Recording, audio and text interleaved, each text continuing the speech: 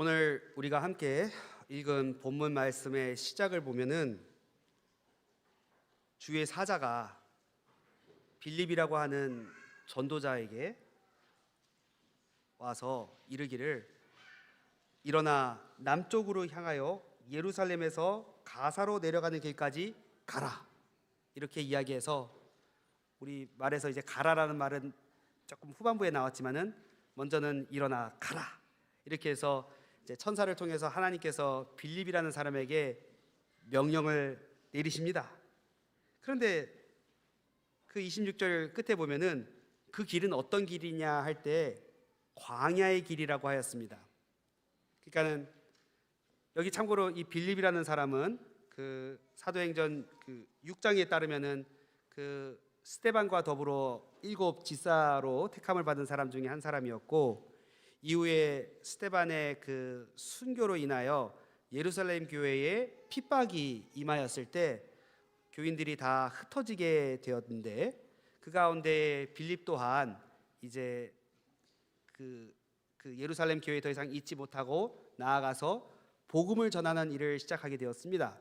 그래서 그가 가장 먼저 복음을 전한 곳은 어디였냐면은 바로 사마리아라고 하는 곳이었고, 오늘 우리가 읽지는 않았지만은 사도행전 8장에는 그 빌립이 사마리아 지역에 복음을 전함으로 말미암아 이후에 그들도 성신을 받고 또 사도들이 내려가서 그 일을 보고 함께 하나님께서 이 사마리아인들에게도 복음을 듣고 이 교회 안에 함께 가담시켜 주시는구나 하는 것을 확인하는 내용들이 나오고 있습니다. 이제 그리고 나서 그 빌립이 어디에 있었는지 정확하게는 알 수 없으나, 만약에 그가 여전히 사마리아라고 하는 곳에 있었다고 할 것 같으면은 이제 거기에서 다시 천사를 통해서 일어나 가라 하고 그를 이제 그 가사라고 하는 지역으로까지, 예루살렘에서 가사로 내려가는 지역이라고 한다면은 예전에 가사 지구가 바로 그 블레셋 사람들이 구약 시대에 살던 땅인데 지금도 가자 지구라고 불리우는 그 지중해 연안 쪽으로 내려가라고 그렇게 명령했습니다. 그런데 그 길은 광야의 길이라고 했어요. 매우 메마른 그러한 길이라고 하였는데, 이것이 지금 오늘 우리가 읽고 있는 이 본문을 이루고 있는 기본적인 배경입니다. 한번 생각해 보십시오. 척박한 메마른 광야의 길을 향해서 지금 달려가라고 했는데, 이 빌립은 참고로 그 길을 내려가면은 무슨 일이, 어떠한 사람을 만나게 될지, 어떠한 일이 펼쳐질 것인지에 대해서는 전혀 알지 못했습니다. 다만 하나님께서 명하신 명령에 순종할 뿐이었습니다. 이렇게 해서 그가 내려가는 그 광야의 길에 가보니까 거기에 어떤 장면이 하나 펼쳐지고 있습니다. 27절에 보시면은 일어나 가서 보니 에티오피아 사람 곧 에티오피아의 여왕 간다게의 모든 국고를 맡은 관리인 네시가 예배하러 예루살렘에 왔다가 돌아가는데 라고 해가지고, 비록 광야의 길이었고 막막한 그러한 황야의 길처럼 보였어도 거기에 어떤 일단의 무리가 마차를 타고 수레를 타고 어떤 군병들을 이끌고 쭉 끌고 가는 모습을 보는데, 그게 누구의 수레였느냐 하면은 에티오피아라고 하는, 그러니까 아프리카에 있는 그 나라의 어떤 나라의 그 여왕, 여기 간다게는 그 여왕을 가리키는 호칭입니다. 마치 이집트의 왕을 바로라고 불리듯이 이 간다게도 아마도 그 여왕의 그 직함을 가리키는 것으로 이해를 하고 있는데요. 거기에서 그 여왕의 국고를 맡고 있는 아주 높은 관리, 흔히 내시라고 하면은 고대 나라에서는 임금이나 황제나 여왕을 아주 가까운 거리에서 모시고 있는 그 관리들은 특별히 이제 그의 고환을 제거하여 내시로 환관으로 만드는 일들이 있는데, 여기서도 보면은 그러한 내시 한 사람이 자신의 수레를 타고 이제 자기 나라로 돌아가고 있었다라고 말하고 있어요. 그러니까는 사실은 그 길에서 흔히 볼 수 없는, 광야의 길에서 흔히 볼 수 없는 어떤 일련의 그 높은 관리의 행렬을 이제 그 빌립이 맞닥뜨리게 된 것입니다. 그래, 과연 이러한 메마른 길에 왜 저런 고귀한 높은 관리가, 그리고 또 먼 나라에서 오신 분이 저렇게 그냥 가고 있을까 하고 의구심을 품고 있을 때에 28절에 보면은 이렇게 돌아가는데 그가 수레를 타고 마침 선지자 이사야의 글을 읽고 있었다고 한 것입니다. 그래 아마 빌립은 바로 이 장면에서 혹시는 하나님께서 지금 저 사람에게 복음을 전하게 하시려고 나를 이 자리에 부르신 것은 아닐까 하고 생각하였을 것입니다. 왜냐하면 어쨌든 이방 나라의 고위 관료가 그것도 그 성경 구약의 그 두루마리를 읽고 있다고 하는 것은 사실 쉽게 상상하기가 어려운 아주 매우 특이한 현상일 테니까 아마 그가 어떻게 그게 이사야서의 두루마리였는지를 즉각적으로 알 수 있었는지는 몰랐어도 적어도 이제 그 구약의 두루마리 양피지에 이렇게 기록된 것들을 쫙 펼쳐서 읽고 있는 것을 봤다면은 저게 보통 장면은 아닐 거라고 생각했을 것입니다. 근데 아니나 다를까 29절에 보면은 성신이 빌립더러 이르시되 이 수레로 가까이 나아가라 하시거늘, 그래서 여기서 이제 또한 성신의 지시를 받아서 저 수레를 향해서 가지 않으면 내가 안 되겠다라는 어떤 확신이 마음 안에 일어난 겁니다. 그래서 거기를 향해서 달려갔다 하고 이야기를 하고 있어요. 자, 여기 이 장면까지 쭉 놓고 보면은 그래 뭐 성경에 이것을 이렇게 기록해 놨으니까 우리는 당연히 그렇겠거니 하고 자연스럽게 받아들일 수 있겠지만은 이 장면들을 하나씩 조금 음미해 보면은 이게 정말 보통 일은 아니구나 하는 것을 다시금 생각하게 됩니다. 자, 한번 이렇게 생각을 해보죠. 어떤 나라, 그것도요, 여기 지금 에티오피아라고 했지만은 여기 에티오피아는 오늘 현대 지금 우리 시대에 아프리카에 있는 그 에티오피아를 가리키는 것이 아닙니다. 지금의 에티오피아와는 다른 나라예요. 그러니까 다른 민족들로 구성된 다른 나라입니다. 대체적으로는 이 당시 에티오피아라고 할 때에는 그 고대 근동 사람들에게는 그 소위 북쪽 땅끝, 서쪽 땅끝, 동쪽 땅끝, 남쪽 땅끝이 있다면은 이 아프리카 지역, 이남 지역이 다 남쪽 땅끝을 가리키는 말이에요. 그러니까는 아프리카 지역 전체를 에티오피아라는 말로써 표시를 했고요. 그런 의미에서는 남쪽 땅끝을 향해서 지금 빌립이 나아간 것입니다. 그런데 그 가운데에 여기 특별히 이 간다게라고 하는 이 에티오피아의 여왕이라는 말을 썼을 때에는 대체적으로 학자들은 이때의 그 에티오피아의 간다게는 아마도 누비아 왕국이라는 곳을 가리키는 것으로 추정하고 있어요. 구약에서는 이들을 구스인이라고도 부릅니다. 구스 사람.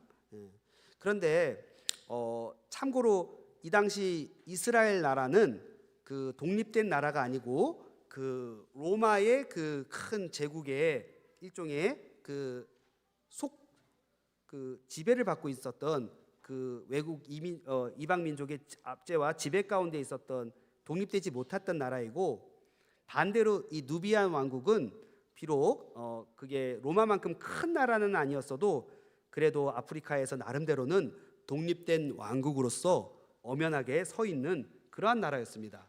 그런데 그러한 나라의 한 여왕을 모시는, 특별히 여왕의 모든 국고를 책임질 만한 그런 높은 지위에 있는 그 신하가, 그것도 아주 작은 유대 나라에, 독립된 나라도 아니고 또 로마의 지금은 지배를 받고 있는 그러한 나라의 그 민족들이 섬기고 있는 하나님 앞에 예배를 드리기 위하여 예루살렘 성전까지 나왔다면은, 그 먼 거리에서 여기까지 왔다면은 지금 이 사람이 가지고 있는 신앙이 그냥 단순히 어떤 문화의 일환으로서 자신의 어떤 그 문화 생활을 위해서 그냥 가지고 있을 만큼의 어떤 장식 정도로만 이해한 것이 아니라 아주 진지하게 자신의 많은 힘과 노력을 다 기울여서라도 여기에 열정적으로 자신의 에너지를 투여하고 있는 그만큼 진지한 믿음을 가지고 있는 사람이다 하는 것을 우리가 충분히 예상할 수 있지 않겠습니까? 그런데 이것이 보통 일이 아니라는 말씀을 자꾸 드리는 이유가 뭐냐면은, 그랬던 그가 그냥 얼마든지 그 여왕의 그 신하로서 가장 가까이에서 높은 관리로서 비록 그가 내시라고 할지라도 그럴지라도 그가 나름대로는 자기가 속해 있는 나라 안에서 얼마든지 부귀 영화와 나름의 그 지위와 세상적인 모든 것들을 다 소유하고 온전히 거기에 심취될 수 있었음에도 불구하고, 그렇던 사람이 어떻게 이 유대 예루살렘까지 와서 여호와의 이름으로 지어진 성전 앞에 나와 경배하고자 하는 마음을 가지게 되었을까라고 하는 점을 생각해 본다면은, 이 사람은 그냥 단순히 이 세상 향락과 여러 문화의 내용들에 그냥 함몰되어서 맹목적으로 살아간 세속적인 사람은 아니었을 것이다 하는 것을 우리는 충분히 짐작할 수가 있습니다. 사실 우리는 다 잘 모르지만은, 그래도 만일 우리가 생각해 보면은 어떤 한 나라의 그 여왕의 가장 가까운 거리에서 그의 모든 그 재산과 재물을 관리하는 위치에까지 있는 사람이라면은, 얼마나 그 나라 안에 소위 그 권력을 차지하고자 하는 사람들의 욕심과, 또한 재물을 차지하고 싶은 사람들의 음모와, 또한 거기에 나타나는 많은 세력적인 갈등과 인간의 모든 어떤 추악한 죄의 더러운 모습들을 그가 다 직접 경험해 보며 또 직시하지 않았겠습니까? 사실 우리가 그러한 것들을 아무리 겉으로 아름답게 포장해 보았어도 인간의 근본적으로 마음 안에 도사리고 있는 그 정욕과 죄의 더러운 현실이라고 하는 것은 어느 사회에서나 어디에서도 보게 되지만은, 특별히 이러한 권력과 돈과 부귀와 영화가 집중된 곳일수록 그러한 것들이 적나라하게 나타날 수밖에 없었을 것입니다. 그러니까 그러한 데에서 아마도 이 내시, 이 환관도, 이 사람도 아마도 그러한 인간의 인생의 죄와 비참함 앞에서 참된 영원한 생명과 진리는 무엇일까 하는 것을 진지하게 생각하는 가운데에, 어떠한 계기에 의해서든지 이 구약의 계시의 말씀에 접촉하게 됨으로써 거기에서 어떤 참된 진리의 생명을 찾고자 여기까지 나오게 된 것이 아니었을까, 우리는 쉽게 생각해 볼 수는 있습니다. 구체적으로 그가 어떻게 전도를 받았는지, 그의 어떤 민족적인 배경이 어떻게 되었는지는 성경에 전혀 나와 있지 않기 때문에 그것을 우리가 다 함부로 단정하거나 추측할 수는 없지만은, 적어도 그의 마음 안에 전도서 말씀에서와 같이 영혼을 사모하는 마음을 갖게 하시고, 그러한 터 위에서 그가 이러한 진리 가운데로 또 인도함을 받지 않았을까 우리가 생각하게 된다는 말입니다.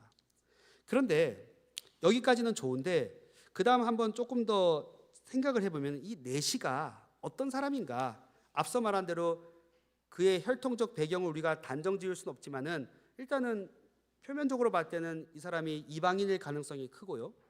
그리고 또 그가 내시라고 할 것 같으면은, 비록 그는 여호와 하나님을 간절히 사모하고 또 공경하고 높이고, 또한 그분 앞에 나와 마땅히 경배하기를 원한다고 할지라도, 그를 둘러싸고 있는 배경은 결코 그 사람으로 하여금 하나님 앞에 가까이 나올 수 없게 만들었을 것입니다. 이방인이니까 1차적으로는 유대인들만이 누릴 수 있는 그 성전 안에 가까이 나아갈 수 있는 특권이 그에게는 허락되지 않았을 것이고요. 설령 그가 개종을 했다고 하더라도 그는 내시였습니다. 내시였다는 것은 무엇을 의미합니까?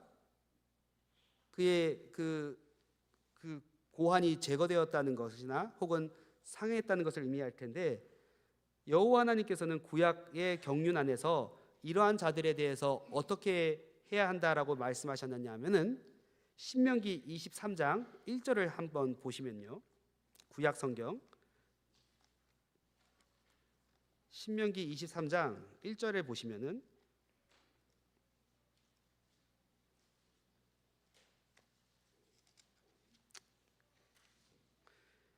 이렇게 되어 있죠. 23장 1절 구약성경 296페이지입니다. 고환이 상한 자나 음경이 잘린 자는 여호와의 총회에 들어오지 못하리라. 그러니까는 뭐 그게 무슨 정치적인 이유가 됐든 다른 여타의 어떤 이유가 됐든 간에 실질적으로 남성의 기능을 상징하는 그 생명을 상징하는 그러한 것들이 제거되거나 상한 자가 여호와의 총회에 들어오지 못한다라고 했기 때문에 그가 세상 안에서는 권력과 그 부귀 영화에 더 가까이 나아가기 위해 어쩔 수 없이 그 자신의 어떤 그 신체가 그렇게 제거됐다고 할지라도 하나님 나라의 그 총회에는 그가 감히 여호와의 총회에는 참여할 수 없다라고 신명기의 말씀에서 규령을 이와 같이 한 것입니다. 물론 여기서 우리가 주의해야 될 것이 하나 있습니다. 여기 신명기에 있는 이 말씀, 특히 구약 경륜에 있는 말씀들은 현상적이거나 물질적으로 어떠한 그 사실을 규정해서 그 이면에 있는 보이지 않는 영적 세계의 실질을 하나님께서 교육적으로 이스라엘 백성들에게 알게 하여 주시기 위하여 계시적으로 마련해 놓으신 부분들이 많이 있어요. 그러니까는 예를 들면은 제사장 가운데에서도 뭐 수족에 문제가 있거나 또는 키가 작아서 난쟁이인 경우에는 그가 제사장이라고 할지라도 하나님 앞에 제물을 드릴 수가 없다라고 할 때에도 그것은 무슨 신체적 장애를 가진 사람들을 하나님께서 차별 대우하시기 위해서 그런 것이 아니라 영적으로 자라지 못하고 불구가 되었거나 또는 그 건강하지 못한 상태에 있는 사람이 그냥 그러한 상태로서 하나님을 기쁘게 섬길 수가 없다. 그러니 우리의 어떤 영적 상태의 그 건강을, 영혼의 상태를 항상 돌보라는 의미에서 현상적으로 나타난 어떤 물질적인 것들을 예로 들어서 계시의 말씀으로 우리에게 교육시켜 주는 거예요. 그러니까 여기서도 마찬가지로 고환이 제거되었거나 음경이 상한 자가 여호와의 총회에 들어오지 못한다는 말은 그 자체로서 다시는 너희들이 하나님의 언약에 참여할 수 없다는 영원한 어떤 영적인 의미를 거기에 부여한다기보다는 실질적으로 신체상 나타나는 이러한 결핍과 장애를 통해서 영적 세계 안에서 하나님께서 규율하고 있는 중요한 상징적인 사실이 거기에 합당하지 않을 경우에는 하나님께서 엄연하게 그것을 제어하신다 하는 것을 가르쳐 준다는 말입니다. 그러니까 우리는 영적 세계의 의미를 추구하는 신약의 입장에서는 이 말도 우리가 문자 그대로 해석하진 않죠, 이제는. 하지만은 아직은 구약 경륜 안에서는 이러한 문자적이며 물질적인 해석을 그대로 일단은 따라야 하는 입장에 있었기 때문에 이 사람이 아무리 훌륭한 관리라고 할지라도, 그가 비록 정직하고 의로운 신자라고 할지라도 그의 신분과 그의 혈통과 그의 둘러싸고 있는 배경은 결코 그 사람으로 하여금, 심지어는 자신의 모든 재물과 시간을 다 들여가지고 그 성전 앞에 나아갔어도 정작 여호와 하나님의 그 영광의 은혜 앞에 가까이 나아가게는 만들지 못했었다는 말입니다. 그 한계 안에 그는 그것을 다시금 확인할 수밖에 없는 그러한 형편에 있었다는 얘기죠.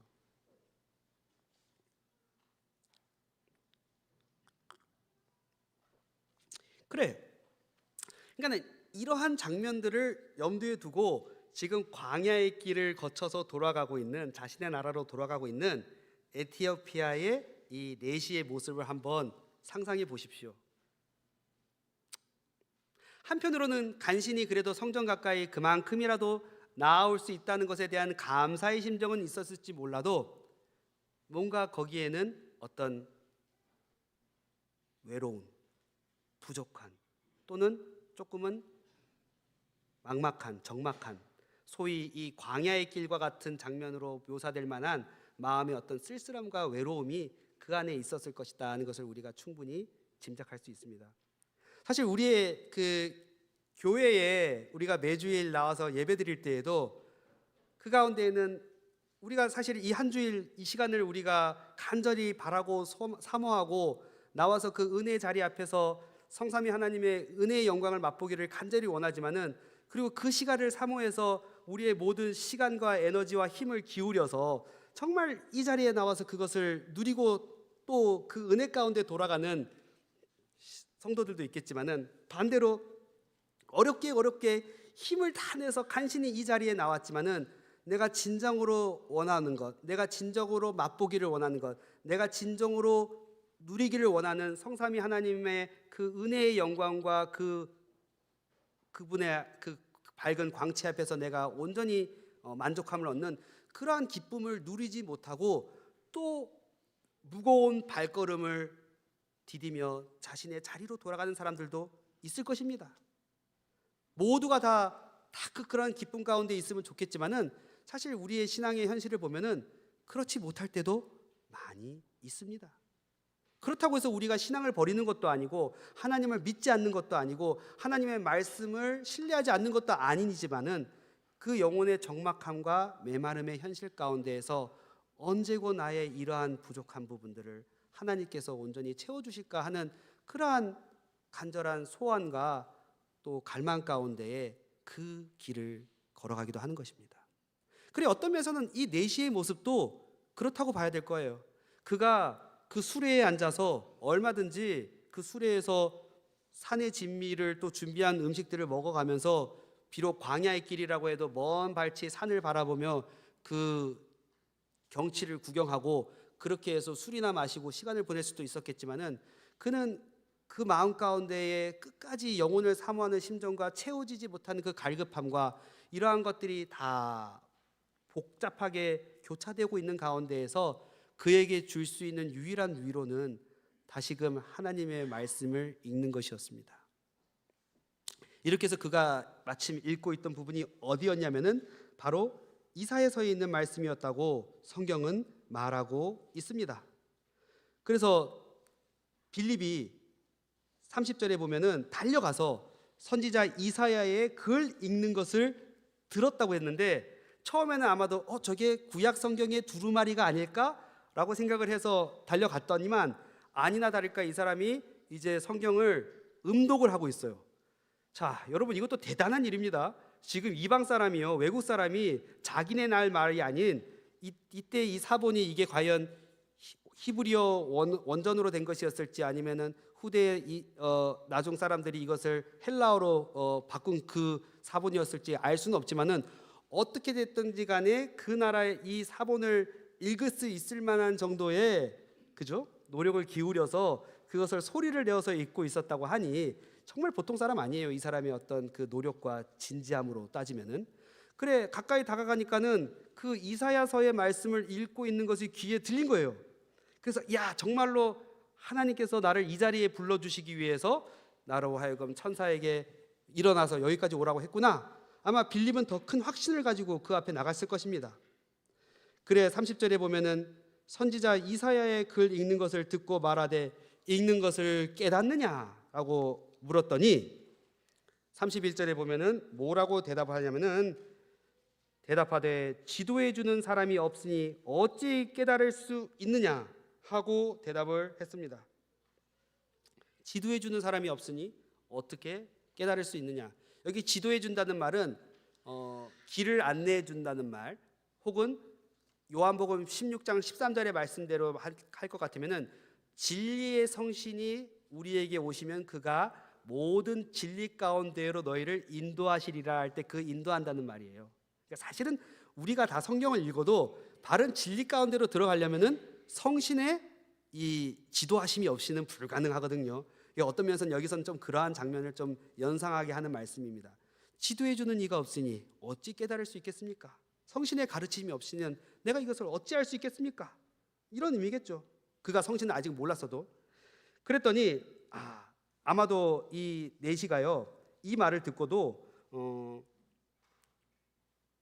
당신이 처음에 질문을 그렇게 했을 때 아마 굉장히 교만하고 또 자신의 자아가 충만한 사람이었다면은 이렇게 길거리에서 아무도 알지도 못하는 사람이 갑자기 자기한테 다가와서 그 읽는 게 뭡니까? 그거 알 수 있습니까? 이런 말을 했을 때 아마 굉장히 자존심이 센 사람이라면 그의 그 질문에 대답도 하지 않았을 것이고 오히려 그것을 굉장히 귀찮게 여기거나 성가시게 하거나 혹은 아마 그러한 그의 접근에 대해서 그것을 무례하다고 여기고 무시하고 갔을 수도 있을 것입니다. 하지만은 이 내시는 결코 그렇지 않았습니다. 지도해 주는 사람이 없으니 어찌 깨달을 수 있었느냐라고 말을 했지만은 이것은 어떤 그냥 막연한 불만을 표시했다기보다는 난 정말 이 말씀에 대해서 깊이 알고 싶은데 누가 나에게 이것을 제대로 가르쳐 줄 수도 없고, 예루살렘 성전에 갔어도 비록 내가 우리나라에서는 그렇게 인정을 받고 대접을 받아도 유독 이 성전에 와서만큼은 이방인이요 내시요 감히 여호와의 총회에 참여할 자격이 없는 사람으로 그렇게 낙인이 찍혀 있는 사람인데 감히 누구한테 가서 함부로 물을 수도 없고, 참 그러고 있던 차에 혹시라도 당신이 나의 이러한 갈증과 갈망에 도움을 주실 수 있다면은 나에게 도움을 주시겠습니까? 아마 그러한 생각을 가지고 빌립을 청하여 수레에 올라 같이 앉으라 하고 이야기를 한 것입니다. 자, 이렇게 해서 이제 빌립은 이 모든 과정이 다 지금 성신의 인도를 받아가는 과정입니다. 여기까지 단순히 나의 그러한 말에 대해서도 저 높으신 관리가 나의 말을 무시하고 그냥 가버리지 않고 투명하게 대답하지 않고 오히려 자신의 수레에까지 올라와 앉으라고 하니, 야, 이 모든 과정을 다 하나님께서 인도해 주시는 거구나. 아마 더 큰 확신을 가졌을 거예요. 자, 그리고 나서 이제 읽는 성경 구절이 무엇인가 하고 딱 봤더니 32절에 나오죠. 32절과 33절인데 이 부분을 한번 같이 읽어볼까요? 그가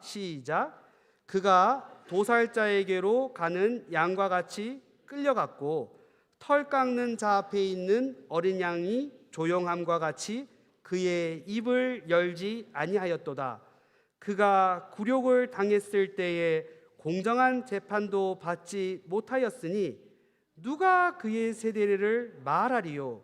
그의 생명이 땅에서 빼앗김이로다.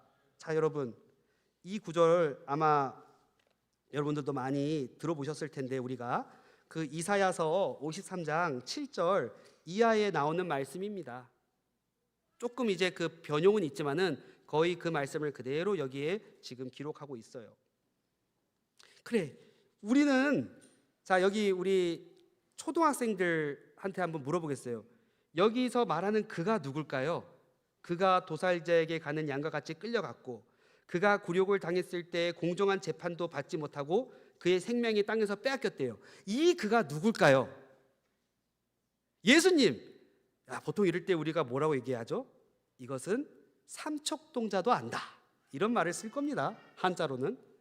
근데 물론 우리는 이것을 삼척동자도 알 만큼 너무나도 분명한 답이다라고 생각을 하겠지만은, 그러나 냉정하게 말하면 우리가 이러한 사실을 진실로 깨닫고 믿고 정말로 여기 계신 이 그라고 하시는 이분이 정말 어린 양과 같이 조용하게 우리의 죄를 대신 갚아주시기 위해서, 우리의 죄값을 대신 치르시기 위해서 그가 불의한 재판 가운데에서도 감히 항변하지 않고 묵묵히 그 십자가의 죽음을 맞이했을 때 이것이 다른 누군가의 죄가 아니라 곧 나의 죄 때문이고 그가 무슨 죄를 범했었기 때문이 아니라 순전히 의로우신 분으로서 하나님의 아들이신 그분이 우리에게 죄사함과 영원한 생명을 주시기 위하여 이 죽음을 감당하셨다. 그러한 예수 그리스도가 바로 나의 생명이시고 나의 구주시고 나의 전부시고, 나는 이제는 그리스도를 위해서만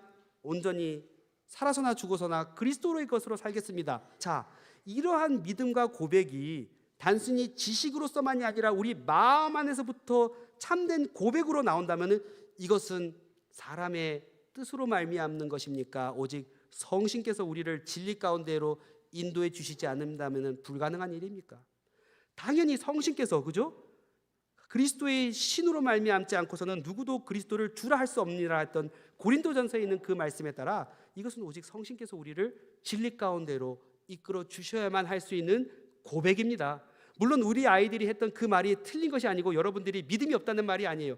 참으로 복됩니다. 참으로 그 입이 복되고 원수들도 그 아이들의 입에서 나오는 그리스도의 찬송 앞에 굴욕과 수치를 당할 것입니다. 하지만 그러나 여러분, 그 믿음과 그 살아있는 고백이 여러분 안에서 역사하기를 위하여 더욱 성신을 의지하여 그 말씀 안에서 살아가시기 바랍니다.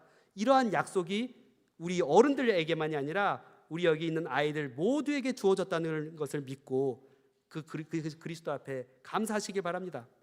그래, 여기에는 그러한 약속의 말씀이 우리에게 있어서 분명한 깨달음으로 우리에게 나왔지만은, 그러나 아직은 구약의 경륜 안에서는 이것이 바르게 깨달아지지 않는 상태였기 때문에 이 내시는 이분이 과연 누군지, 이분이 과연 누구를 가리키는 것인지에 대해서 매우 알고 싶어 했습니다. 그래서 34절에 보면은 그 내시가 빌립에게 말하되 청컨대 내가 묻노니 선지자가 이 말한 것이 누구를 가리킴이냐, 자기를 가리키느냐 타인을 가리킴이냐. 자, 누굴까요? 이사야 선지자가 쓴 이 글에 이 그가 누굽니까? 선지자 자신입니까? 이사야 선지자입니까? 아니면은 다른 누군가를 가리키는 걸까요? 이렇게 이제 질문을 한 겁니다. 저는 이 장면을 볼 때마다 정말로 우리가 성경을 이렇게 읽어야 된다고 생각합니다. 무슨 말이냐면은 지금 이 내시는 단순히 어떤 자신의 지적인 호기심을 만족시키기 위해서 성경을 읽고 있지 않습니다.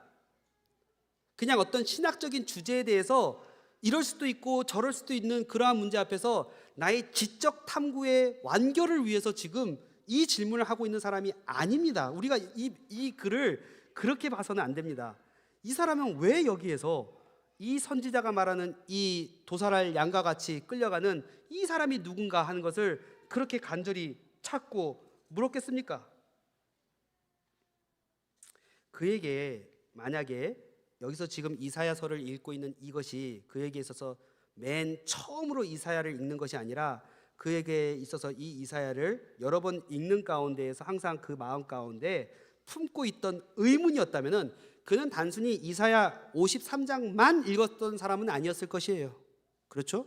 아마 이사야 전부를 여러 번 읽으면서 또 성전에서 예배를 드리고 그 뭔가 온전히 채워지지 못한 그 부족함을 느끼고 그 착잡한 마음을 가지고 돌아가면서도 다시 이 말씀을 보았을 때에 이분이 누굴까 하고 묻는 이 말은 단순히 지적인 유의가 아니라 어떤 의미에서는 자신의 생명과 자신의 구원과 자신의 삶의 모든 것이 여기에 달려 있다고 해도 과언이 아닐 만큼 중요한 일이라고 생각했기 때문에 그가 이 질문을 한 것입니다. 우리가 그렇게 볼 수 있는 이유가 뭐냐면은 이사야서 53장을 한번 펴보십시오.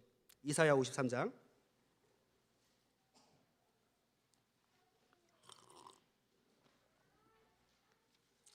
이사야 53장에서 앞서 그가 읽고 낭독한 부분이 53장 7절과 8절에 있는 말씀입니다. 7절과 8절에 보면 그가 곤욕을 당하여 괴로울 때에도 그의 입을 열지 아니하였으며 마치 도수장으로 끌려가는 어린 양과 털 깎는 자 앞에서 잠잠한 양같이 그의 입을 열지 아니하였도다. 그는 곤욕과 신문을 당하고 끌려갔으나 그 세대 중에 누가 생각하기를 그가 살아있는 자들의 땅에서 끊어짐은 마땅히 형벌받을 내 백성의 허물 때문이라 하였으리요.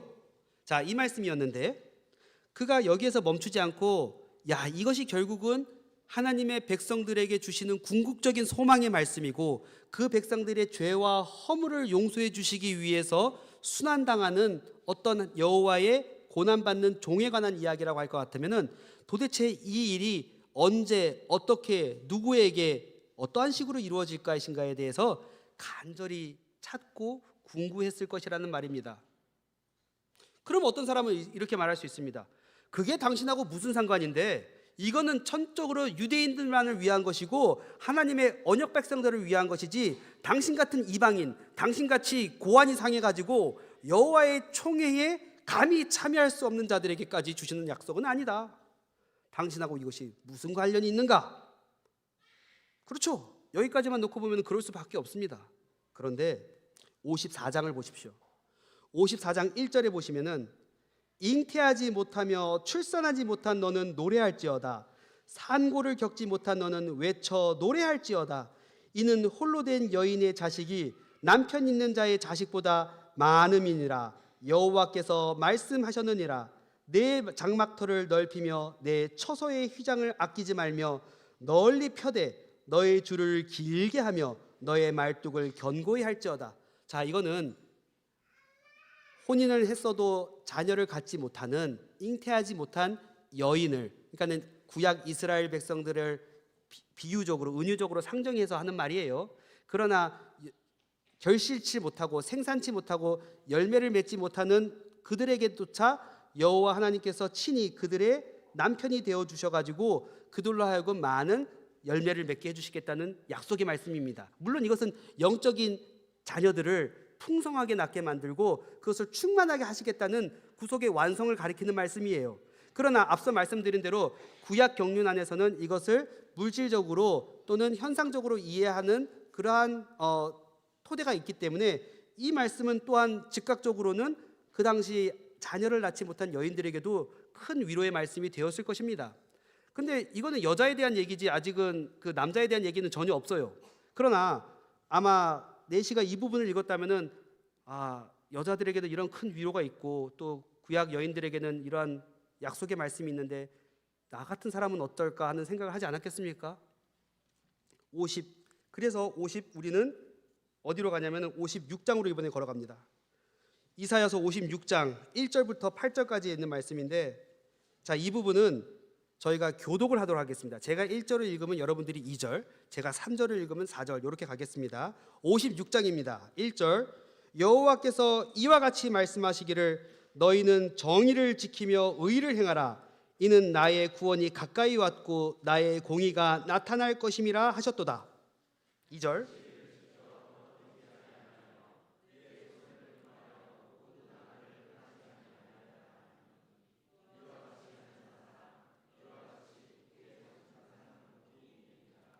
여호와께 연합한 이방인은 말하기를 여호와께서 나를 그의 백성 중에서 반드시 갈라내시리라 하지 말며 고자도 말하기를 나는 마른 나무라 하지 말라.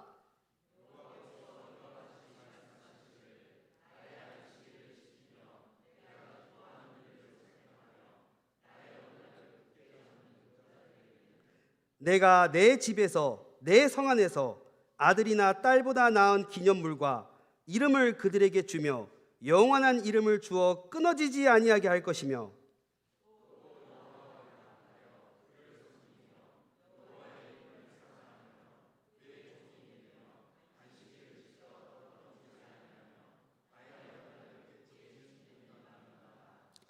내가 곧 그들을 나의 성산으로 인도하여 기도하는 내 집에서 그들을 기쁘게 할 것이며 그들의 번제와 희상을 나의 제단에서 기꺼이 받게 되리니 이는 내 집은 만민이 기도하는 집이라 일컬음이 될 것임이라.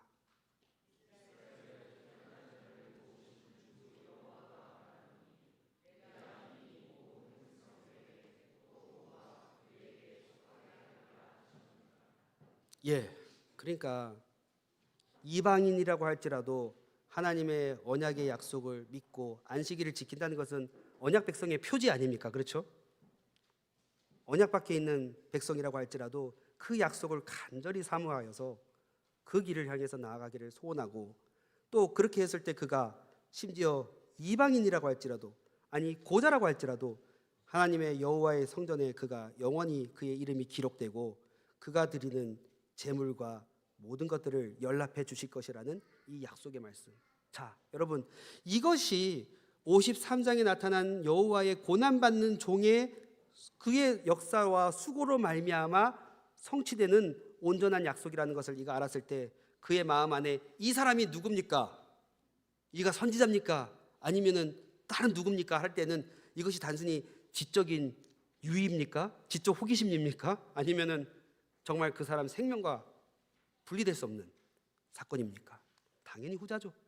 그러니 그는 오히려 이분을, 예수님을 만나기 전까지는 아무리 성전에 가까이 나와서 자신의 모든 노력을 들여서 최고의 경의를 여호와 앞에 표시하고 돌아갈지라도 그 발걸음은 막막한 황야와 같고 뭔가 부족한, 채워지지 못하는 어떤 갈증으로 인해서 참 외롭게 가는 쓸쓸한 모습이었을지라도 아무리 겉으로는 화려해도 소용이 없어요. 그 마음 안에 영혼의 빈곤함과 메마름과 그 궁핍함은 오직 예수 그리스도를 아니고서는 채워질 수 없는 것인데, 그 부분에 대해서 구약 예언의 말씀이 이와 같이 선언했을 때 그는 여기 받는 이 고난받는 그리스도의 종이 하나님의 종이 누구인가를 간절히 찾고 구하였던 겁니다.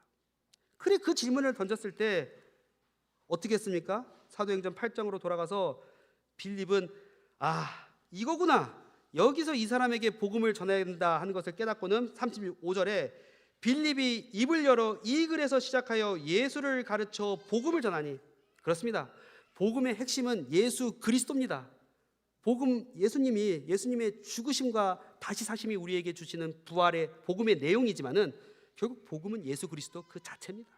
예수님은 부활이요 생명이요 우리에게 주시는 우리의 영원한 생명 그 자체입니다.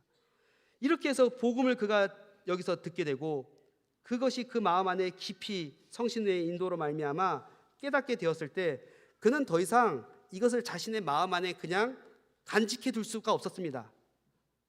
마음으로 믿어 의에 이르고 입술로 고백하여 구원에 이른다고 했던 로마서의 말씀처럼 그 마음 안에 이제는 예수 그리스도를 만나고 마음 안에서 넘쳐나는 이 생명의 그 터져나옴을 그는 더 이상 억제할 수 없었기 때문에 36절에 이제 길 가다가 물 있는 곳을 발견하게 된 겁니다. 광야의 길에서 처음에 나가던 길에서 이제는 물 있는 곳을 발견하게 되고 거기에 이르러 그 내시가 말하되 보라 물이 있으니 내가 세례를 받음에 무슨 거리낌이 있느냐. 안타깝게도 37절에는 구절이 빠져 있는데 아주 극소수 사본에는 예외적으로 여기에 어떤 말이 첨가되어 있고 여러분들의 성경에는 각주로 그것이 들어와 있을 수 있지만은 설령 이 구절이 없더라도 우리는 당연히 그 빌립이 어떠한 대답을 했을 것인지를 충분히 예상할 수가 있습니다. 왜냐하면 그 38절에 보면은 바로 이어서 이 두 사람은 세례를 주기 위하여 내시가 이에 명하여 수레를 멈추고 빌립이 내시와 함께 둘 다 물에 내려가서 빌립이 그에게 세례를 베풀었다고 말하고 있기 때문입니다.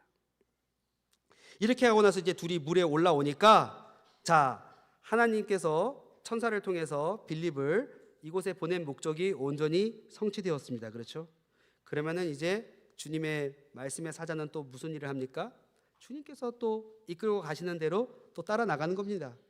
그래서 둘이 물에서 올라올 새 주의 영이 성신께서 빌립을 이끌어 간지라. 내시는 그러니까 어디로 갔는지를 다시 보지 못했다고 했으니까는 아마 호련히 사라지는 것 같이 좀 기적적으로 그 앞에서 마치 하나님께서 낚아채 가는 것처럼 그렇게 데리고 가셨다고 해요. 그렇지만은 내시는 어떻습니까? 이제는 그 마음에 기쁨이 가득했어요. 여기 보는 대로 내시는 기쁘게 그 길을 감으로 자기에게 말씀을 가르쳐 주신 귀한 선생님을 데리고도 얼마든지 자기 나라로 돌아갈 수도 있었겠지만은 그게 아니에요. 말씀의 사역자는 주님께서 부르시는 종에 불과합니다. 진짜 중요한 분은 누굽니까? 그 사역자를 쓰시는 예수 그리스도 그분 자신 아닙니까?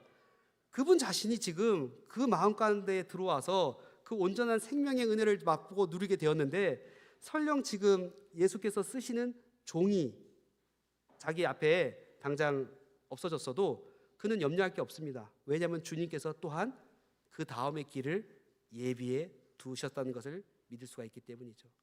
사실 생각해 보십시오. 이 내시가 애초에 자기 나라에 그냥 속해 있었고 거기에 그냥 꽉 묶여 있었다면 이런 복음의 말씀조차 들을 수 있었을까요? 심지어 성전에 나아가서도 그 복음은 듣지 못했어요. 그렇죠. 깨닫지 못했습니다. 그렇지만은 모든 것이 다 나에게는 희망이 없고 다 소망마저 사그러질 것 같은 그 막막한 광야의 길에서도 주님께서는 그를 구원해 주시기 위해서 기꺼이 자신의 종을 불러서 가서 또한 복음을 전하게 하시는 거예요. 그러니 비록 주께서 그 사람을 데려가셨어도 이는 그리스도를 만난 그 기쁨 가운데 자기의 길로 돌아갈 수가 있었습니다. 그리고서는 빌립은 아소도에 나타나 여러 성을 지나다니며 이 아소도는 구약으로 말하면 아스돗이에요. 역시 그 블레셋 그 방백들의 그 도시 가운데 하나인데 아스돗을 지나며 복음을 전하다가 이제 가이사랴 저 북쪽까지 올라갔다고 해서 이 말씀은 여기서 마무리가 됩니다.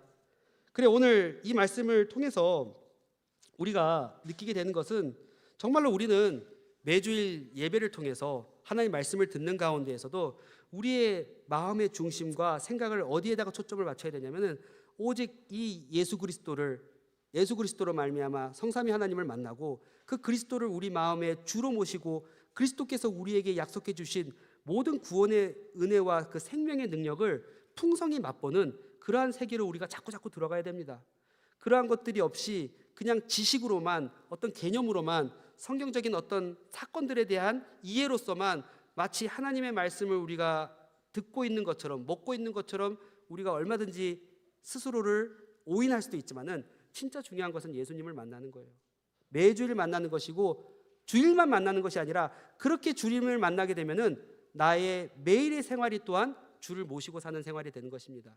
지금까지는 이방 나라에서 내시로서 그냥 세속적인 종교 안에 있는 살아가는 사람들의, 그리고 또 자기 여왕을 모시는 사람의 종에 불과했던 사람이 이제는 그리스도를 만나고 그리스도를 섬기게 됐을 때 그 모든 일들이 하나님 앞에 제물로 들리는, 연락하는 예배가 될 수 있도록 바꿔주는 것이 바로 예수 그리스도의 복음의 능력입니다.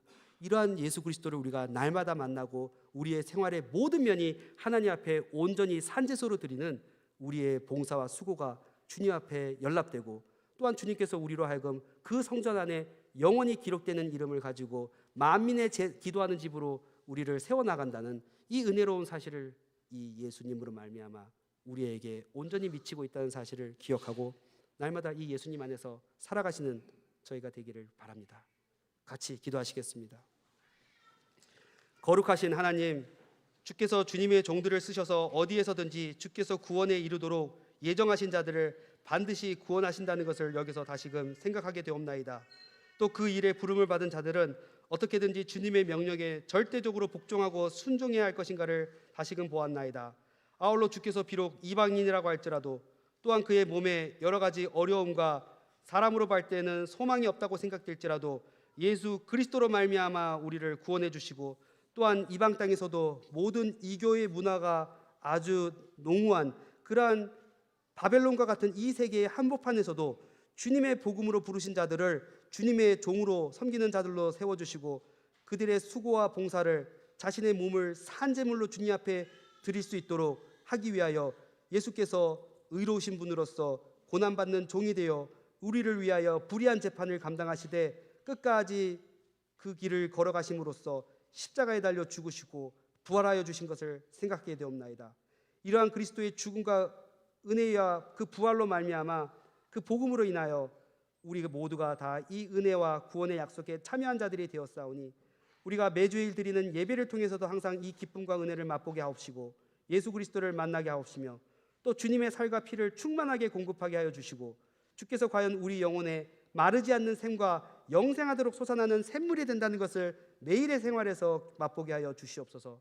우리 구주 예수 그리스도 이름으로 기도하옵나이다. 아멘.